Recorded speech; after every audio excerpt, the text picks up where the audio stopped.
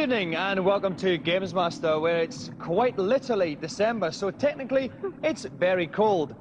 Here in Atlantis, however, my temperature just keeps on rising, because not only do we have the second round of our footy tournament, but I also have another splendid seafront view. As always, we're striving for credibility on this show. Today is no exception, as we begin with an event called The Boss.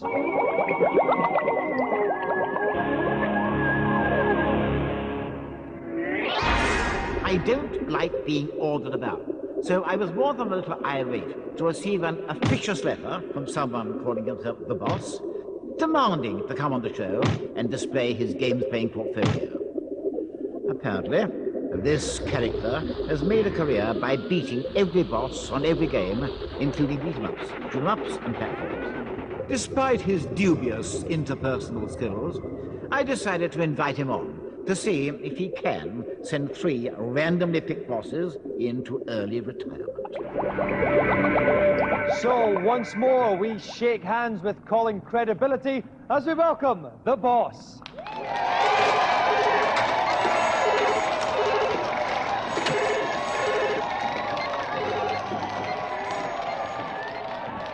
Welcome to the show.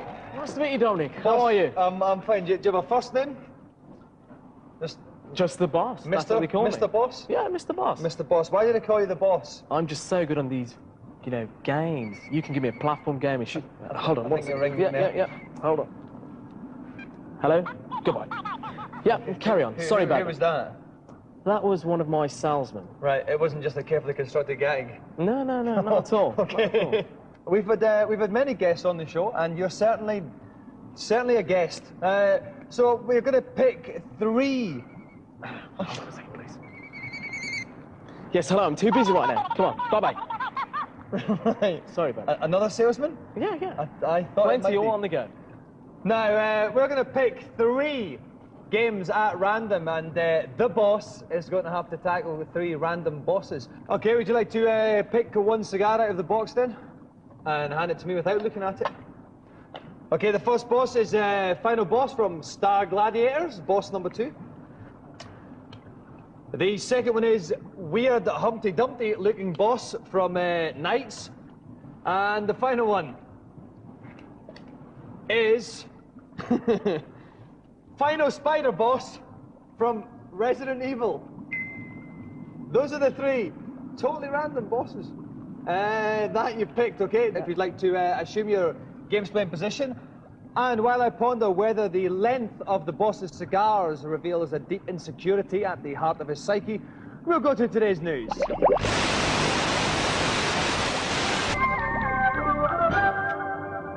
3, 2, 1, go! Soon to arrive in the UK is Alpine Racer 2. This follow-up to last year's surprise arcade hit is the first game to utilise Namco's new System 33 hardware for improved graphics. The game has almost vertical slopes and massive jumps, which were based on my last gold medal Olympic skiing performance. Alpine Racer 2 will be testing games players' limits when it hits arcades next month. Those who believe that the truth is out there somewhere will be pleased to know that in production at the moment is an interactive game of the cult TV series The X-Files. On the show's Vancouver sets, filming has taken place of scenes for the game, written by the show's creator Chris Carter, and starring none other than David Duchovny and Gillian Anderson. Expect lots of alien encounters, mysterious locations, and many sad geeks still thinking Scully is very fit when it's released next March. Beat 'em up featuring soft, pansy-looking dancing fighter shock. Obviously desperate to come up with a new fighting game after losing the Mortal Kombat license, software company Acclaim have been using their motion capture technology to develop some new characters to replace Sub-Zero and co. Unfortunately, as this rolling demo of the fight illustrates, they haven't quite grasped the idea that fighters have to be hard.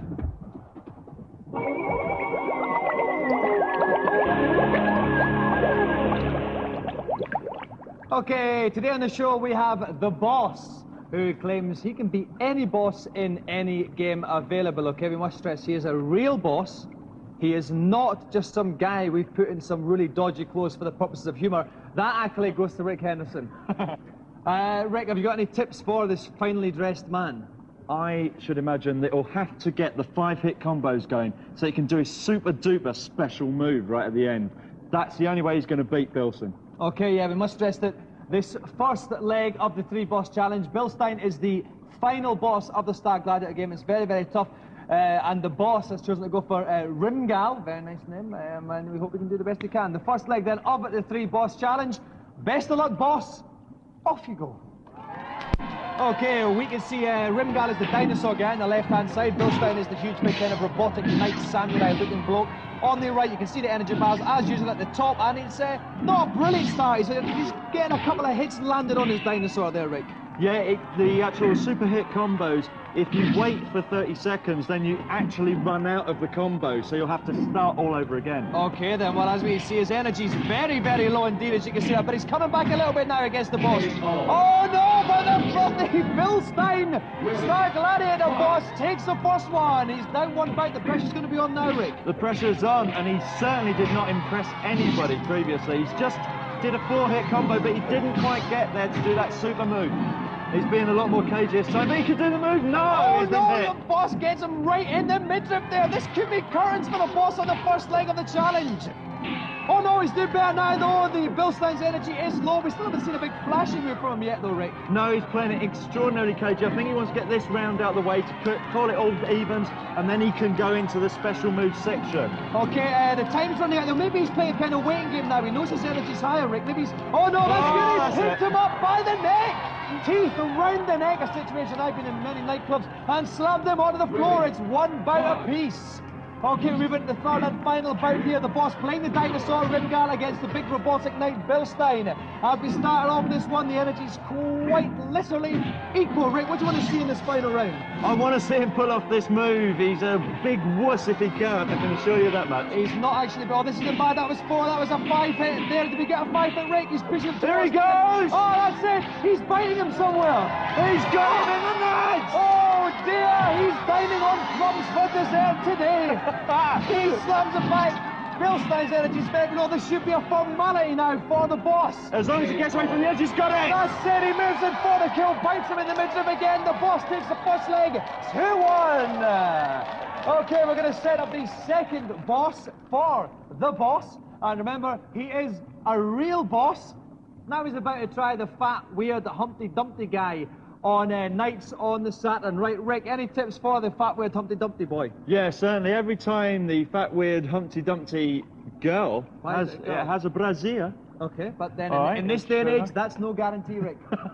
But every time it hits him, he'll lose 5 seconds. He's starting with 100 seconds. He's going to have to race through this. Right, okay, there's one more boss to come after this, but for this part of the challenge, he has to kill big, weird Humpty Dumpty man, boy, girl, we're not really sure, but where's the brassiere boss from Knights? He's got to throw it through 6 walls. Best of luck, boss. Off you go for the second leg of the challenge. Okay, we can see the time in the top centre of the screen ticking away. When that gets to 0, then the boss has failed.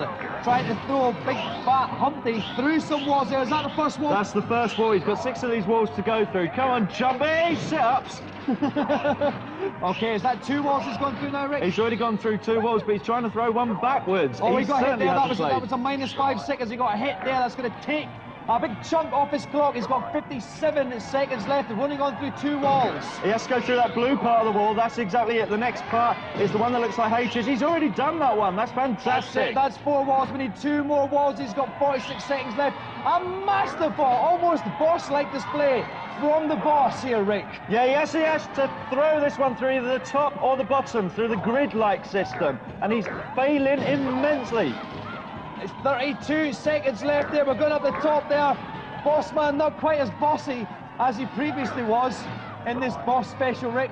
He grabbed it by the brassiere there to get it through, and he's got it through that one. Okay, that's the fifth one. One more wall, but he's only got 18 seconds left. The time is looming large now because the pressure's on. He's been hit. His time's down. There's 8 seconds, 7 seconds. This could be courage for the boss. No, that's He's done it. He has done it. Done it, yes. 5 seconds left. The boss teases us. Once more, he completes the second leg of the challenge. Let's go down and have a word with a cheeky little boss urchin. Well, boss, it's going okay so far, isn't it? Yeah, it's not going too bad. No massive problems for you? Nah, I think it's going pretty smooth. All right, yeah. Clothes-wise and everything, you're bearing up well?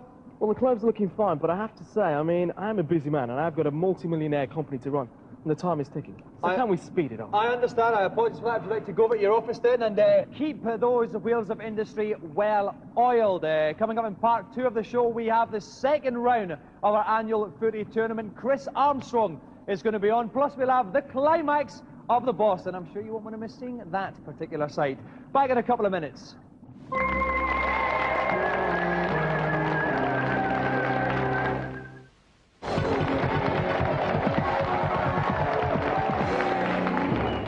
Welcome back. Today we've got the second round then of our annual Gamesmaster footy tournament, an event that great footballers almost kill to get on for. Well, almost all of them. We'll reveal exactly why after we detail today's celebrity challenge. Oh, come on, you know the score by now. 11 players, 2 goals, 1 ball. Let's go. So, please welcome for the second semi-final in our footy tournament, someone who is lean, strong and very dangerous in the box, a bit like myself, Mr. Chris Armstrong.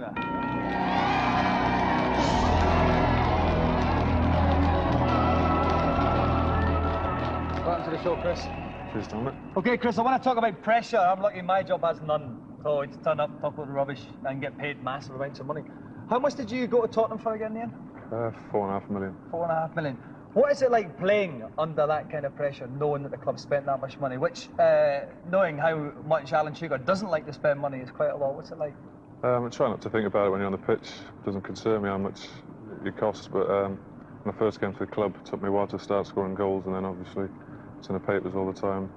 So what kind of game are we going to hope to see from you tonight on this? Probably a bit dirty, a lot of 2-foot tackles and elbows off the ball.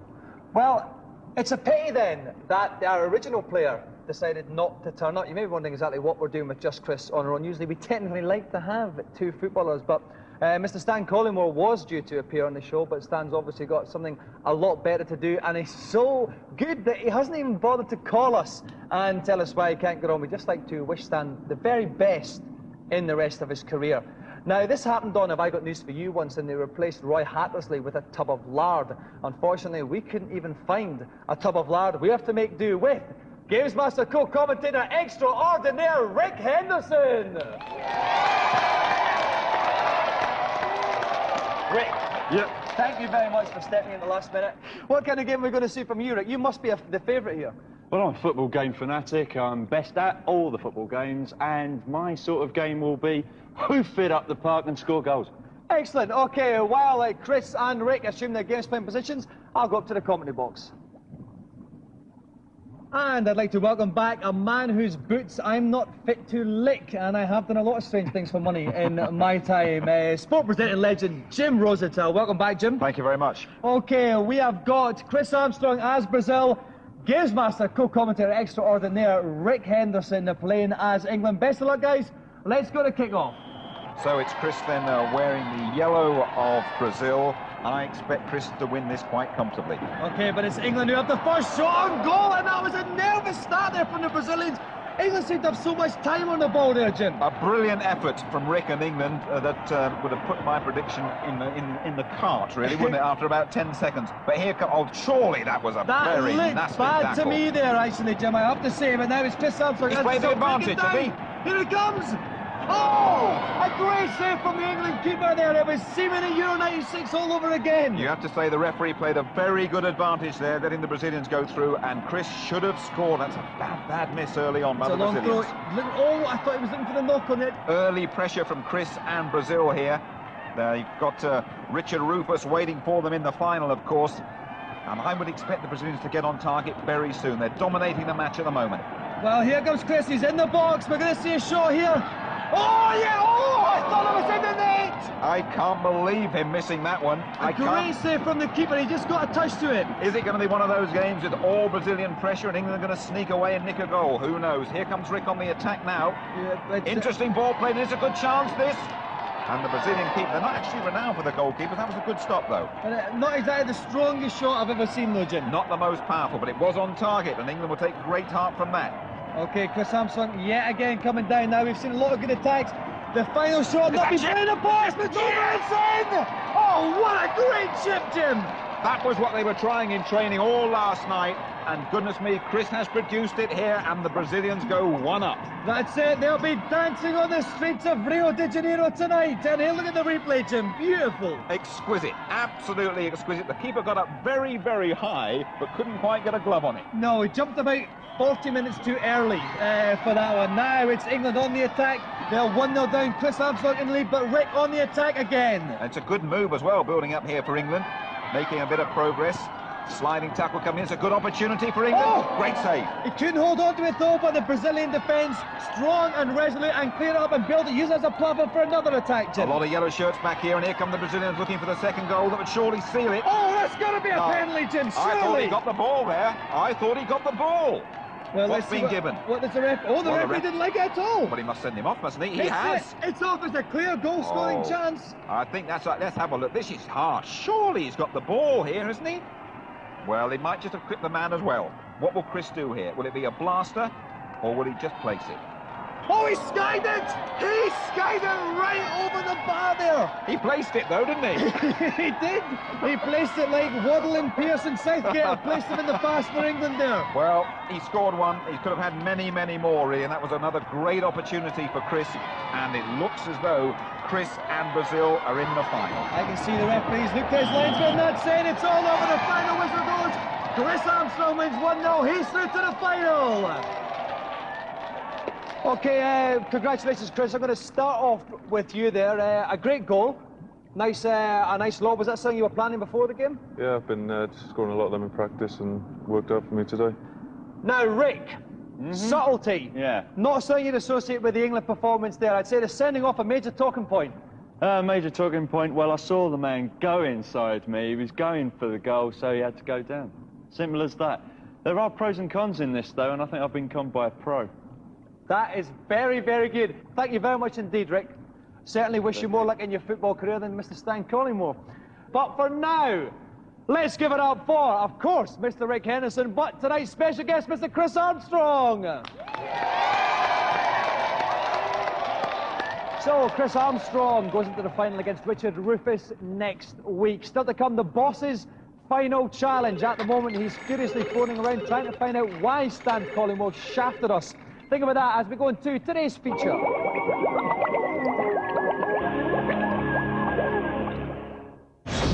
I've just received a report from Deep Space 5. Long-range sensors have picked up... Yes, I know. The Borg. Set a course for Earth. Oh, I'll put the kettle on then, Jean-Luc. Next week sees the release of Star Trek First Contact, the first movie starring just the Next Generation cast. Starfleet Captain Jean-Luc Picard finds himself up against the Federation's worst enemy, the scabby-skinned Borg, who have used Carol Vorderman's theory of time travel to wreak havoc on the galaxy's most popular planet. Data, report. We appear to be caught in a temporal wake. Captain. Earth. The atmosphere contains high concentrations of methane, carbon monoxide, and fluorine. Life signs? Population approximately 9 billion. All Borg. I didn't know Bjorn Borg had that many brothers. The producers shot additional scenes containing the Borg after test audiences complained they didn't see enough of them. So it's no surprise when, after colonising Earth, they infiltrate the new Enterprise, giving even the crew's android Data a bad case of the heebie-jeebies. I believe I am feeling anxiety. It is an intriguing sensation. The most distracting... Data, I'm sure it's a fascinating experience, but perhaps you should deactivate your emotion chip for now. Good idea, sir. Done. Data, there are times that I envy you. That's just because he's got hair. Unencumbered by having to pay for expensive has-beens like William Shatner and Leonard Nimoy, and including the 20 quid I lent them, the filmmakers had oodles of cash to spend on special effects. They quite literally used it. Often the film looks more like Star Wars than Star Trek, with computers the size of Slough employed to produce trouser-trembling sequences like this. Fire.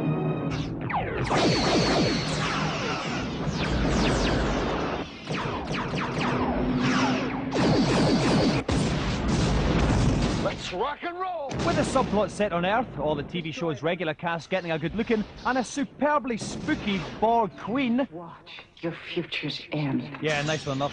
First Contact is the most action-packed of all the Trek movies. It's currently #1 in the American box office charts, the fastest-grossing Trek movie of all time. It's certainly much better than cack like Voyager or Deep Space Nine. We are not going to lose the Enterprise. Not to the Borg, not while I'm in command.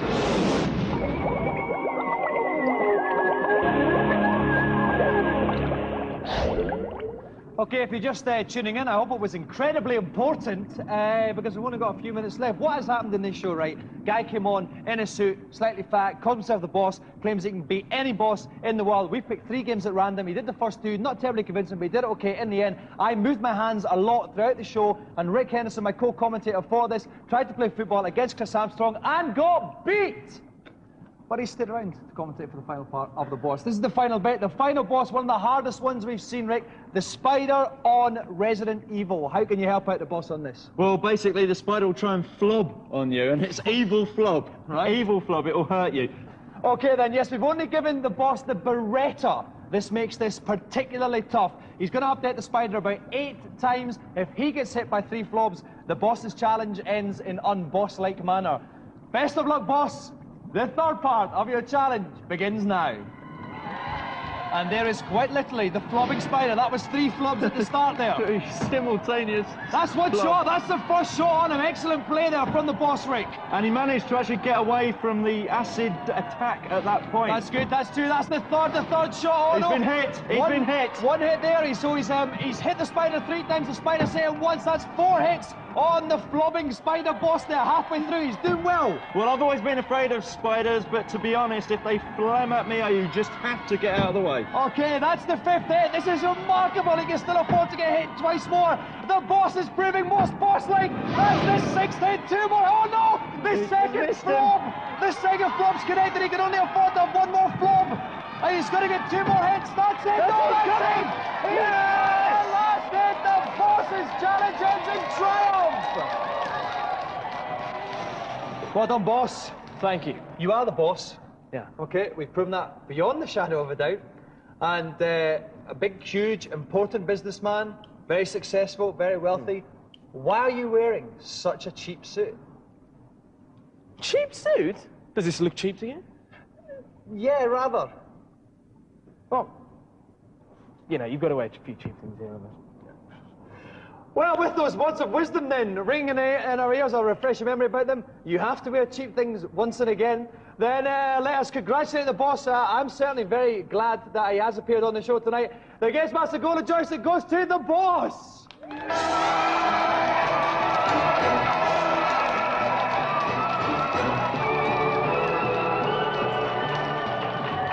Okay, that's it. That's all we got time for today. I'd like to thank you on behalf of myself at Channel 4 for giving us 30 minutes of your busy life today. On next week's show, we'll have the grand final of our footy tournament, and I'll leave you with this thought.